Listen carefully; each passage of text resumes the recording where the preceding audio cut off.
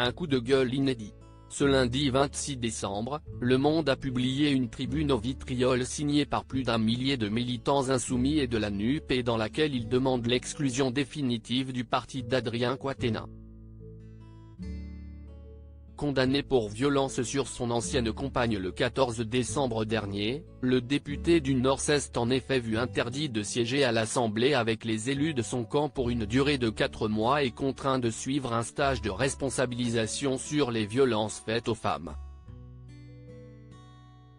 Des décisions actées par la nouvelle direction de LFI, coordonnée par Manuel Bompard, et qui n'ont manifestement pas plu à tout le monde. Raquel Garrido, membre historique du groupe, a confié son malaise face à cette situation délicate dans Le Parisien, ce mardi. Selon la députée de Seine-Saint-Denis, qui fait partie du cercle proche de Jean-Luc Mélenchon avec Adrien Quatennens, la décision de l'exclure temporairement a été prise avant que ce dernier ne donne ses interviews catastrophiques, sur BFM TV et dans La Voix du Nord. L'ex-avocate a par ailleurs déploré que des conseils de communication aient été donnés par Sophia Chikirou, députée parisienne LFI, à Adrien Quatennens avant ses interventions dans les médias. Je constate avec consternation que, sa stratégie de communication a été menée en complicité avec au moins une partie de la nouvelle direction de LFI. C'est un problème politique et de loyauté entre nous, a regretté l'épouse d'Alexis Corbière dans Le Parisien.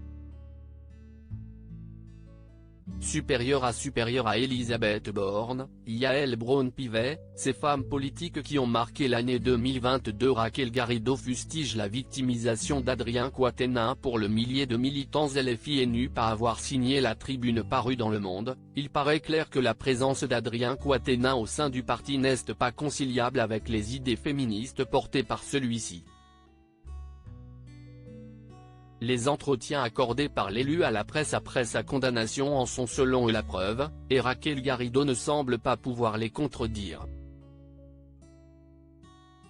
En donnant une version toute sienne des faits, il a pris appui sur la misogynie dominante pour diaboliser Céline Quatennens et se présenter lui-même comme la victime, a-t-elle admis, amère. Il est évident que ces interviews entreront en ligne de compte pour décider de l'avenir de Quatennens au sein du groupe, a-t-elle aussi confirmé dans Le Quotidien.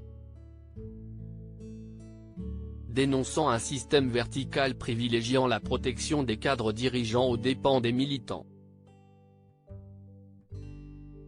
et des programmes, la tribune des militants a appelé à l'insoumission tout en soulignant le devoir d'exemplarité auquel doit se conformer tout élu de la République.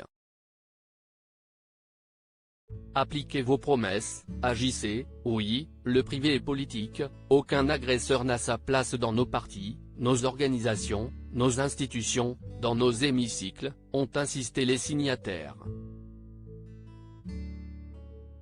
Crédit photo, Jonathan Rebo à Panoramique.